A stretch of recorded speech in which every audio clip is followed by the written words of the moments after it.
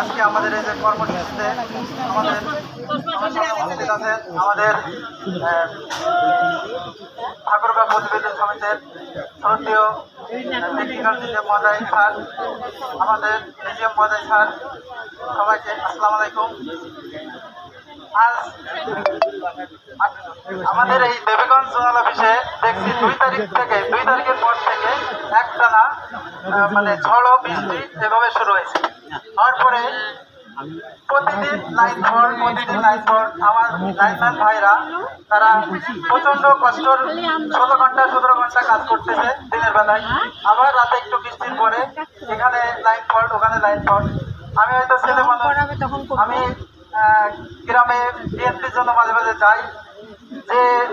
আমরা যে গ্রাম প্রান্তে যে পরিমাণ